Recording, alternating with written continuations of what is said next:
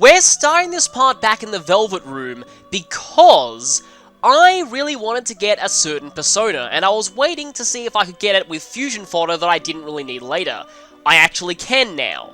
Osair, Kurama Tengu, and Throne, who I won't need anymore once I fuse this persona, gives Daisojo. And for some reason, it took forever before Mediarama and Hammer Boost were both passed down. I want both of those. I thought that you learn Mediarahan eventually, but it actually doesn't. So Mediarama is pretty useful. Also, Daisojo does learn Hammer Boost naturally, but not until level 59. So I thought, might as well have Hammer Boost now if I can pass it down via Throne. So, these skills are what I'm going with, and I will eventually not really need Hammer On or Mahama On or even Mahama because you'll eventually learn Samsara, which is amazing, and you'll learn Growth 3 soon. But anyway, I really wanted Daisojo, and here you are. Daisojo's probably one of the more memorable personas to me. That is probably because it has a really good instant death signature skill. And I think that's all I'll be fusing for now. Let me just quickly check who I have left over that I don't want.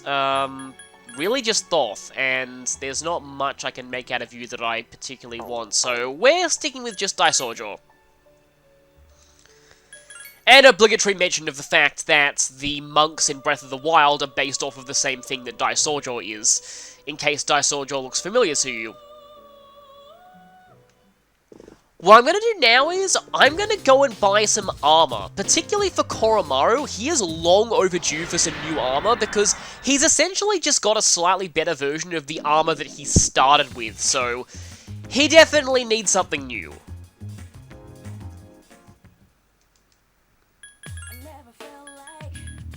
Also, we can sell this Burning Grail for 200,000 yen. And these 2 opulent coins for the same amount.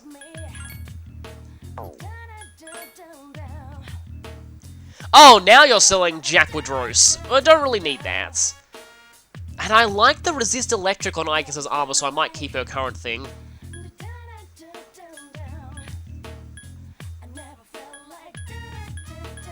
Unfortunately, none of these dog suits have any additional effects on them, but might as well buy the titanium one. And let's get some Kaiser Armor for people. Just barely can't afford another one, but that's fine. So Koromaru gets the titanium dog suit. I don't think you really need the Eye of Ice anymore, so I'll just give you... how about the Strike Ward? Yukari currently has this. Yeah, the Kaiser Armor is better, I'll just give you that. And Akihiko, I think I'll be able to give him some better armor.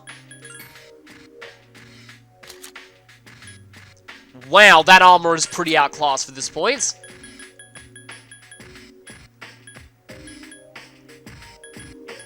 Yeah, I'll give you another Kaiser Armor.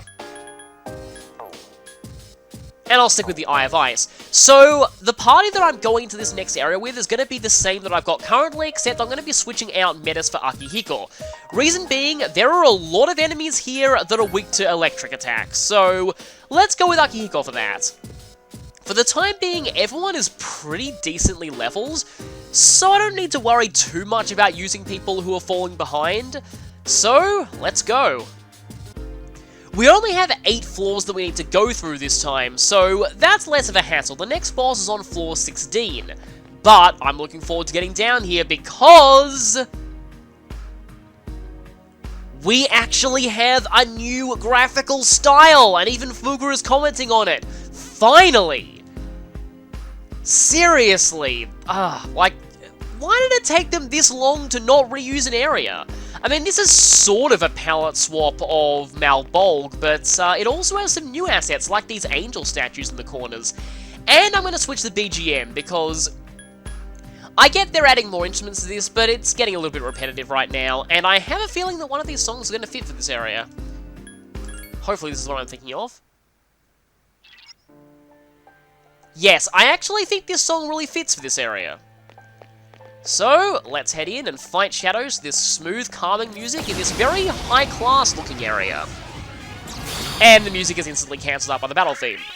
2 enemies. You've surprised them. Here we have the Jupiter Eagle. We saw the... I think we saw the Venus Eagle. No, we saw a Dark Eagle. Actually, did we see the Venus Eagle earlier? I've lost track. This thing is, if I remember right, it is... Yes, it is weak to electric attacks, so Akihiko is in his element here. And who... Yeah, I've got Titania equipped. That's probably fine. I won't lose. Now, that is probably useless.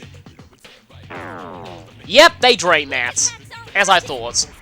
Basically, they just use wind attacks. They're really not that dangerous as far as enemies go. It's weak against electricity. They just have wind attacks, so I guess they're dangerous to Junpei, but not really that much else.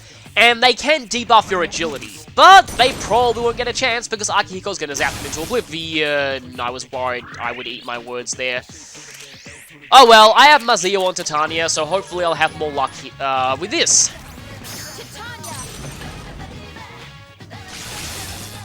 No, one of them still dodged.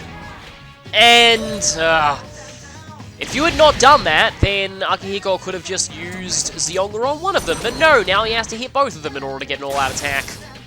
And wow. And that's going to make things even more annoying.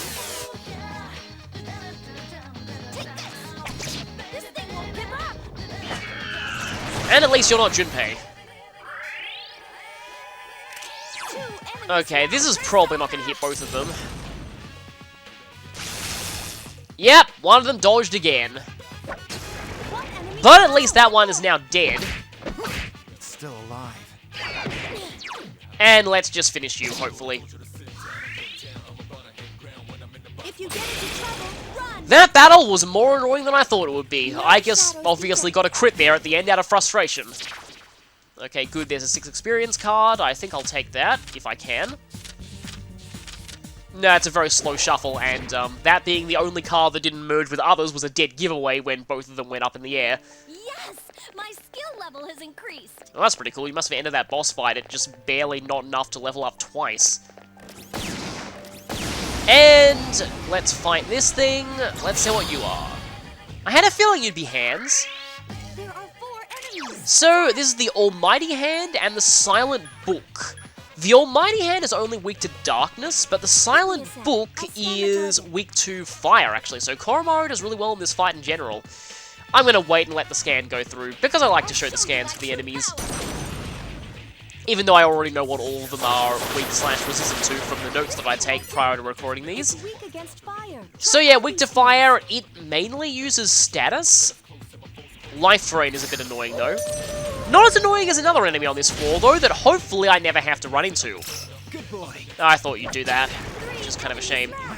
That's sort of what you get for your Archedyne being really powerful at this point in the game. It usually reduces them to such a point of HP where your AI just prioritizes using a physical attack. I'll scan the target. I probably could have used fire on that, but don't think it really matters that much. You're missing a lot of things with your Zio skills right now. Use Mudo skills. It's weak against darkness. So like I said, only weak to darkness, and it uses ice attacks, which actually is bad for Akihiko. I'm surprised he hasn't been hit by those yet. Yukari-chan defeated an enemy. No, you're just wanting to buff your defense. Okay, do I wait for Koromaru to do something? I think it's better just to attack it at this point. Still alive. We don't need to waste anyone's SP on this. Getting a few more gems. Starting to get to the point where I can actually get things at the antique store, which is good, because at the start of the game, there was... Everything good required a huge amount of gems that I just couldn't have at that point. So here we have... I was actually hoping that this thing would show up, the Phantom Lord and the Perpetual Sand. Like most sands, these things are weak to physical attacks, however, there is one physical element that they're actually not weak to, surprisingly, and that is Strike. So they're only weak to Slash and Pierce. For now, I'm going to scan the Phantom Lord. These things null all magic that isn't instant death, so they are like a lot of the sands. Pretty resistant to magic, but pretty much devastatingly weak to physical attacks. The Phantom Lord, though, actually, you'll be a good testing point for Daisoljo. There are a few things in this area that are weak to light. The reason why I didn't bring Ken is because I knew that I'd have a good light persona here, either Throne or Daisoljo. So you're weak to light, you also have Mudor and Makara-Khan, which is annoying, because Makara-Khan does affect instant death as well. Oh no. Yep, that's a completely wasted Argidyne. And that's a mostly wasted Mazionga. Electricity doesn't seem to work. So I'll scan these things so that people stop being dumb. I'll scan the target. And you know what? Let's go to Daisoljo for now. I could have passed Masuku Unda down to it. That's probably the one regret I had when fusing it, but getting Mediarama and Hammer Boost on it took a long time, so I will gladly accept the Daisoljo I currently have. I could end this fight now with an all-out attack by knocking them both. That is such a silly walk animation. I forgot how funny that looks. It has multiple weaknesses. So yeah, like I said, Strike is the only physical element they're not weak to, probably because they use that. And they can also use Tetrakarn. In fact, that's the case with a lot of these Sand-type enemies. Such as that. I'm actually glad you did that. I won't miss. Well, you didn't miss, but you hit yourself. So either way, you didn't hit the enemy. The enemy's off balance. Attack! The actual battle background here is pretty much just a palette swap of Feeble and Monad, but it does look pretty cool, and I like the way that the area looks outside of battle, especially the new Angel statues. Just adds, I don't know, just a bit of variety to this place after. I'm still annoyed they reused so many area designs. I liked all of the palette swaps of the Tartarus styles earlier, and then they just kept reusing them. I should probably use Mediarama. I just realized something here, though. So I have Mediarama on two personas of mine, Titania and Daisoljo, but the only one that has a skill that buffs the effects of healing is Titania. So if I do this, is it using Titania's or Daisoljo's Mediarama? I guess we'll find out. Huh. That actually looks like it was Daisoljo's. Because if it was Titania's, it probably would have fully healed Yukari. I should probably head down to the next floor, but I just want to see if there's any other... Okay, that's a singular shadow, it looks like. And it's this thing, a single Maya. The Indolence Maya. This thing is weak to Pierce, bizarrely enough, but it tends to die before the scan goes through. Case in point. Let's hope that it doesn't this time. If you say so. I couldn't defeat it. Well, scan went through, which is good, and all it has is debuffs. It can probably still attack physically, but I'm kind of disappointed in this thing. Alone, it's absolutely no threat. I don't want to speak too soon, but we haven't had a particularly threatening area for quite a while. Well, I mean, the tiny tanks were actually dangerous, but apart from that, there hasn't been that many threatening enemies. The purple shadow in this area is definitely threatening. Ah, hi there. Speaking of threatening enemies, you are certainly big. The Bestial Wheel. This thing is another thing that is weak to electric, but it's also weak to wind.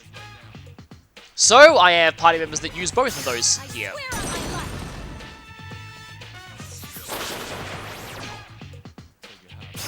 I would normally do that, but I want to get the scan, as always. If you say so. This thing won't... It has multiple weaknesses. So, strong against everything physical except for Strike, and it has some physical attacks. That's pretty much all. It is level 57, which is kind of a scary level to be at for this point in the game, but it really doesn't seem that bad, given how many weaknesses it has. Seems to be a bit resilient even against its weaknesses, but that's really not much of a big deal when we can all out attack it constantly.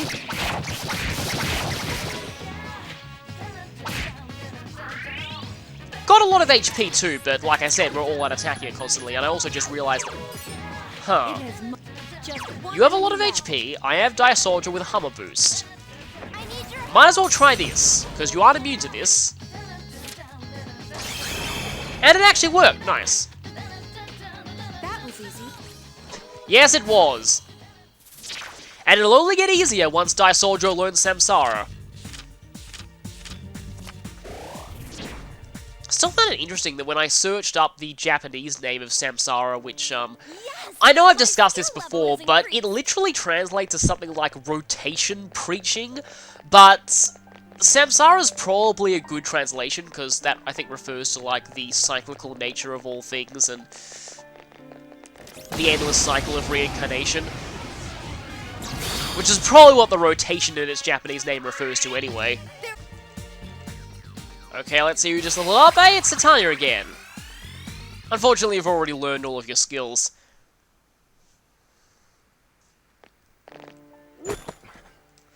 So, like I was saying, when I was looking up the Japanese term, because I wanted to see if it was an actual Buddhist term or not, but all of the search results that I found were Persona fan sites discussing Daisoujo, so I guess the term itself isn't that commonly used outside of the actual Persona skill.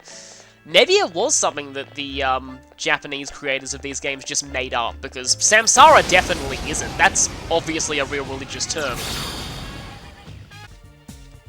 Got another Persona leveling up out of that, and that's more. And thank you, Mudo Boost, I probably need that.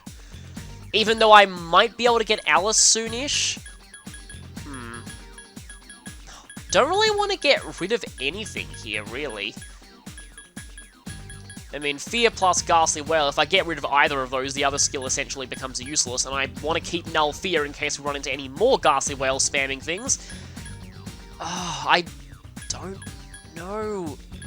I really don't. I want to keep both of these for passing down. Might as well get rid of these because I'm getting other Personas that have growth 2 and 3.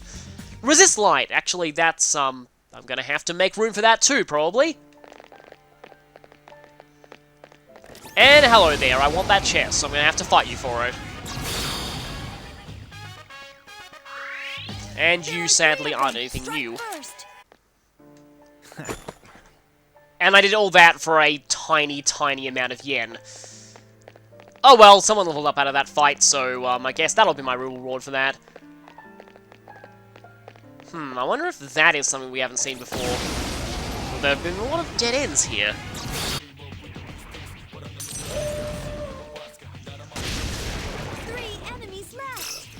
Good dog! Good boy, Koro-chan! 2 more to go! You really are smart.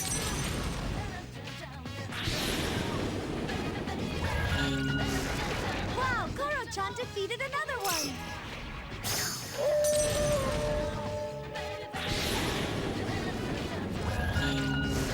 Well, that was just a Koromaru rampage, wasn't it? And there wasn't any new enemies in that fight. I was going to say that just thinking about searching for terms on Google and only coming up with results from games, I had a conversation with someone recently about how weird that is, how weird that would be in particular for history teachers when it comes to, especially the Fate series. They've heard stories about people searching Nero Claudius and getting very confused by the results. There are 2 enemies. This thing actually is new, Mind Dice. This thing is yet another enemy in here that is weak to Zeo. There are actually 2 dice-type enemies on this, in this particular area, and both of them are weak to Zeo. One of them more specializes in debuffs, and the other, well, that's this one actually, and the other one specializes in physical attacks. Koromaru is actually running through his SP pretty quickly. I might want to stop him.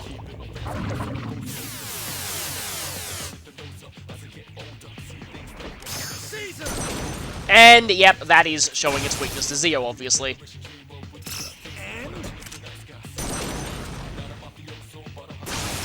I couldn't finish it off. Attack weakened. Please be careful. You know I need to use Thor more. I really haven't used Thor as much as I should have been. So... Thor! Eat Thunder! Enemy defeated. And now eat bullets. The enemy is down. Now's your chance. And now eat Almighty Element All-Out Attack. Minus Yukari, because for some reason she didn't feel the need to participate in this fight. The enemy is getting strong.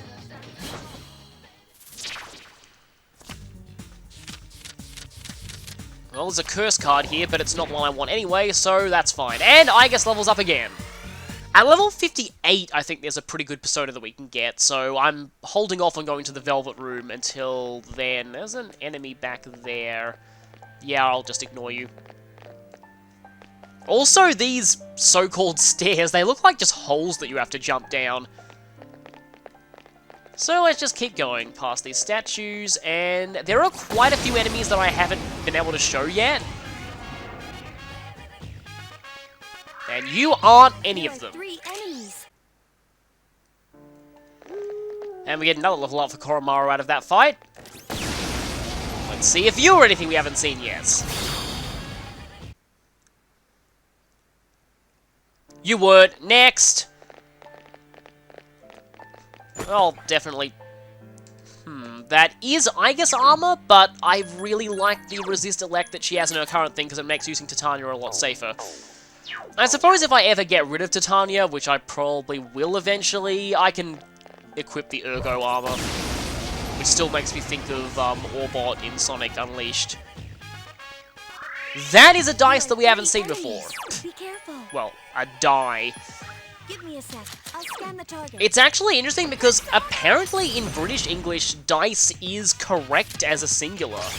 Which is why in a lot of the Warhammer products you see, like, roll a dice being said because they're all British in origin.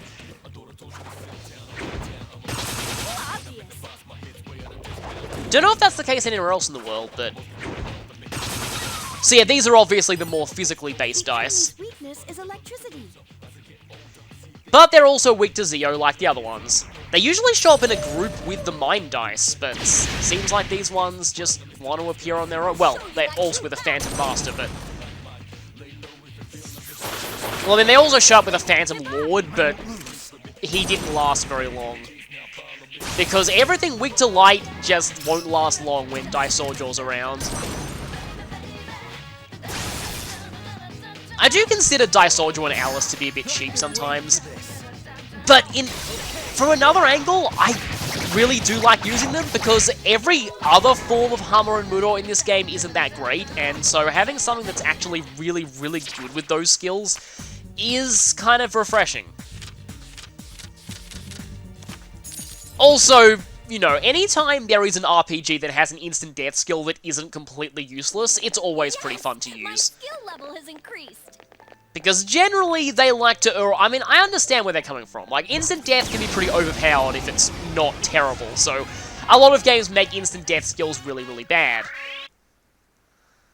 On the subject of instant death, I know that mentioning anything positive about this game is liable to start flame wars. I actually kind of like this. Well, not kind of. I actually do really like this game a lot more than most people do. I mean, the game that I'm about to be mentioning. But anyway, one game that I think actually did instant death right is Final Fantasy XIII.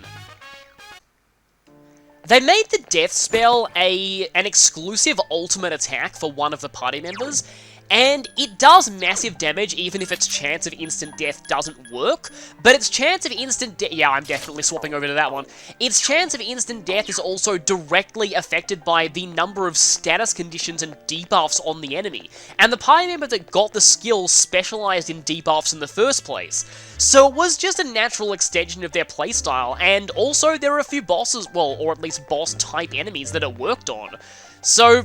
in general, I actually felt like it was a pretty good way to do instant death. The SMT series, it's a little all over the place with instant death. You've got this game, which is kind of unbalanced in the sense that regular instant death skills kind of suck, but once you get personas that have Hammer Boost or Muro Boost, especially ones that have the special instant death skills like Daisojo and Alice, well, yeah, then they're pretty game-breakingly powerful. But then, because most of the instant death-focused party members are stuck with the weaker tiers of instant death for a while, they're generally not as useful. Like Naoto in Vanilla Persona 4, they had to buff her a lot in Golden, because in Vanilla Persona 4, you waited a long time for her to join, and once she did, she only really used instant death skills, and they weren't that great in this game, so she was just a bit of a mediocre party member. Then in Persona Q, she's pretty amazing because instant death skills are ridiculous in that game. Though even there, she's still not very good against bosses. She's amazing against regular enemies, especially if you pass... Oh boy, I might as well show that just for the sake of showing it, but I don't like to fight the purple shadow on in this area. But yeah, she's basically, like, if you pass Impure Reach down to her, she's amazing against regular enemies. Against bosses, not so much. So, Purple Shadow here. I am going to run from this thing. I don't think it's worth fighting, personally. It has a lot of HP, it's extremely resilient to attacks, and it has an absurdly powerful life drain. We're talking like 250 damage life drain, so... It's very hard to out-damage its life drain at this point, and it has a huge amount of HP and defense, and it has no weaknesses. Like look how much Koromaru's Arcanine is going to do to it. That's not very much for this thing. A lot of HP, repels or nulls almost everything, and like I said, it has that really powerful life drain, which you'll be seeing right now. Yeah. When 91 damage is pretty much the most you could ever do to it, and it can life drain for that much, and it's immune to instant death, I just personally don't see this thing as worth fighting at all. So, let's just run. I mean, I don't know if it gives good experience or not, but I really don't care. I just can't be bothered to fight that. It's just too much work for probably not much of a reward.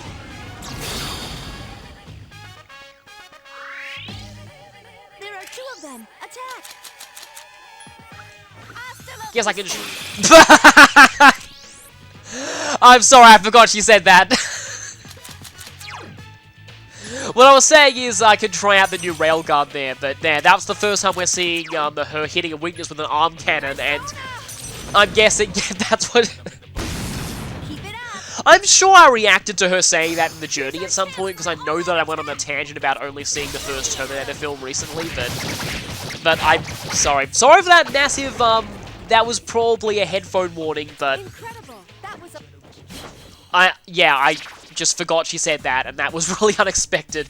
But yeah, that's the railgun.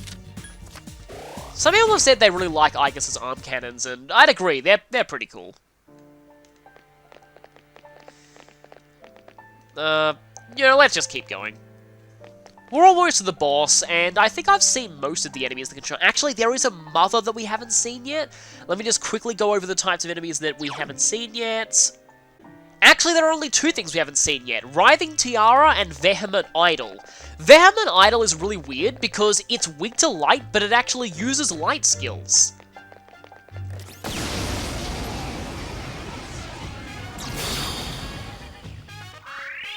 There's one enemy. Attack! Persona! You found the enemy's weakness.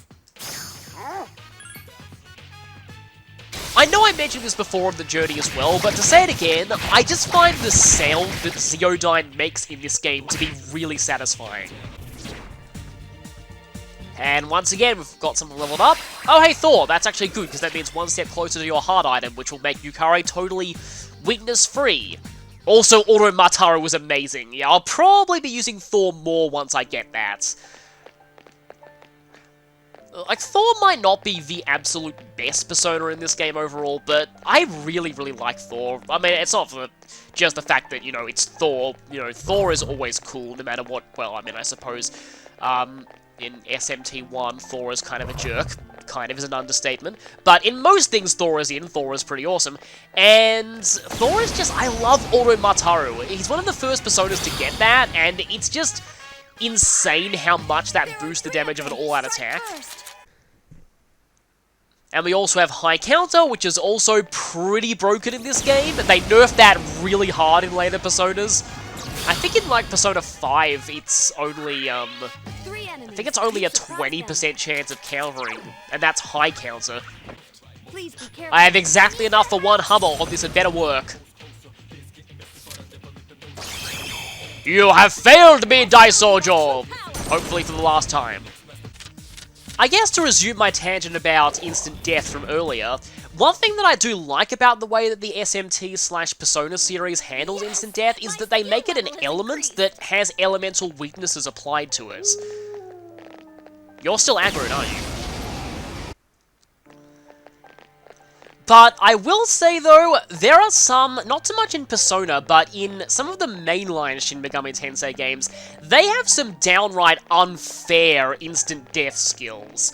In particular, I'm talking about one skill that Beelzebub has in Nocturne, Deathflies, which is 100% instant death to anything not immune to instant death, and massive almighty damage if you are. Which is pretty dumb, in my opinion. But then again, that game is absolutely sadistic, so I really wouldn't put it past them. Speaking of 100% instant... Okay, I'm actually glad that I went this way. Vitality Ring. Don't know if that's a booster HP, or if it's, let's see. Yes, it is, and that's actually quite a significant boost, though I'd like the regenerate effect on Igus. I might give that to someone else. But yeah, thinking about 100% instant death, that reminds me of, yeah, it's in Trails of Cold Steel 2. There's a party member who has a super move that is 100% instant death to anything that isn't immune to it. The thing is, the number of enemies that are immune to instant death is quite high in that game, and this party member isn't around forever, so it's really not as good as you'd probably think it would be. Oh, I thought this would be the save point floor. Turns out it's not, and, like, I don't actually care if the Purple Shadow gets a preemptive, because it's not that strong, but it is very, very annoying to take down, and yeah, I'm gonna wait for you. Let's play, run around in circles around the shadow. Am I actually gonna be able to get a shot in on you? I didn't think so. Okay, now I can get this chest. Another Vitality Ring. That's not really that bad. I can think of a few people in the party who'd benefit from the increase that I have to fight this thing. There's no way I'm getting through without fighting it. And it's unfortunately nothing new. Be careful.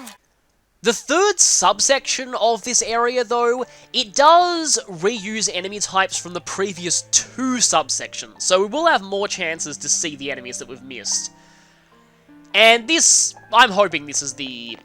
Yep, this must be the save point floor. And there's the shadow again. Figure again. Could it have some sort of purpose here? Well, since we've seen it, like, every single major boss, it obviously does. Speaking of major boss, the next one is actually pretty unique as far as regular shadow bosses in the answer go. It's the only one that's fought as a group of one, that doesn't summon more. So, that'll be interesting. But we'll be taking that on next time, probably, because exploring that area took a little bit longer than I thought it would. So, I don't think I'll be using this party for the boss, I'll probably be heading back. And I'll see you next time for another boss.